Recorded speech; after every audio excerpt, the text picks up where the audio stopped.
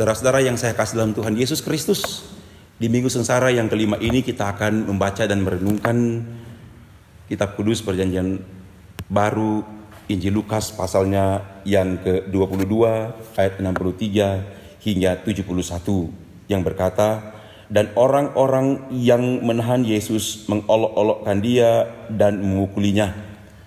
Mereka menutupi mukanya dan bertanya, cobalah katakan siapakah yang memukul engkau?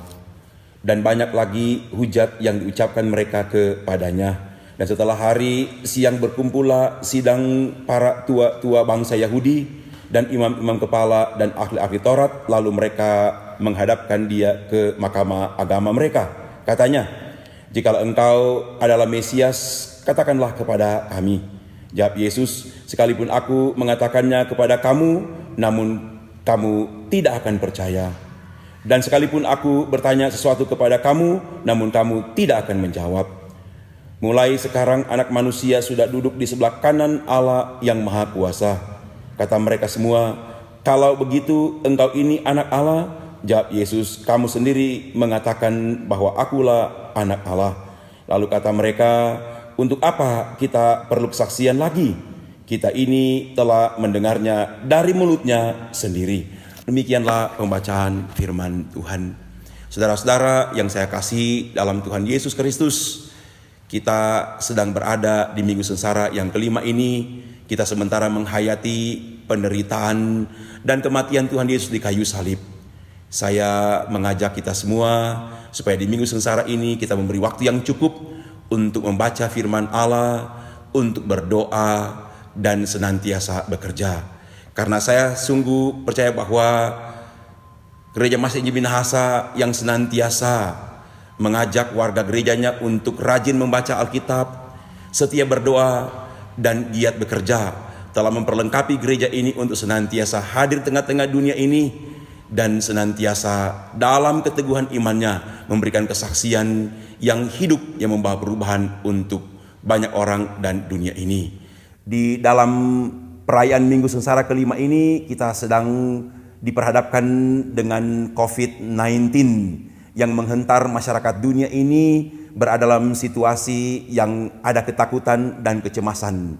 Saya mengajak bagi kita semua supaya kita senantiasa menaruh percaya sungguh kepada Yesus Kristus sebagai kepala gereja dan Tuhan dunia, supaya kita dimampukan untuk menjalani hari-hari yang sulit ini dalam ketaatan dan kesucian, dalam kekudusan dan dalam kedengaran. Saya percaya melalui tuntunan firman Tuhan ini kita semua dimampukan untuk senantiasa baik sebagai pribadi maupun sebagai keluarga dan sebagai Gereja Masih Injil Minahasa untuk ambil bagian secara aktif bersama dengan pemerintah untuk memutus mata rantai penyebaran COVID-19 ini. Saya juga mengajak kita semua untuk memahami bahwa dengan COVID-19 ini kita semua harus memberikan keyakinan yang sungguh pada Yesus Kristus, karena di situasi ini kita tidak hanya ditantang persoalan kepercayaan kita, how to trust God, bagaimana percaya pada Allah, tapi juga tantangan kita datang pada persoalan ekonomi dan realitas kehidupan masyarakat secara menyeluruh. Dengan COVID-19 ini kita melihat begitu banyak orang yang mengalami penderitaan yang sangat besar, baik dari segi kesehatan tapi juga dari segi ekonomi. Berdasarkan pembacaan ini kita juga diajak untuk memahami tentang bagaimana penderitaan Tuhan Yesus untuk menyelamatkan dunia ini. Dia mau berkorban walaupun dia harus berhadapan dengan para tua-tua bangsa Yahudi, para imam kepala dan ahli-ahli Taurat. Dia berhadapan dengan orang-orang yang memiliki skills, memiliki knowledge, memiliki pengetahuan yang sangat luas, tetapi tidak bisa memahami tentang tujuan Yesus untuk menyelamatkan dunia ini. Karena itu melalui pengorbanan yang Yesus kerjakan, sungguh-sungguh menghentar gereja juga pada zaman ini untuk senantiasa mau berkorban untuk menyelamatkan banyak orang. Saya percaya Gereja Masih Injil Minahasa melalui perenungan teks ini kita semua mau mengorbankan diri kita untuk mau berpartisipasi secara aktif bersama dengan pemerintah untuk memutus mata rantai penyebaran COVID-19 ini, supaya kita boleh kembali lagi pada suasana yang normal, kita boleh bekerja, kita boleh belajar, dan kita boleh bersama-sama lagi sebagai Gereja Masjid Minahasa untuk ambil bagian dalam ibadah-ibadah di kolom-kolom kategorial Bipra, jemaat, bahkan kita boleh berinteraksi dengan masyarakat pada umumnya.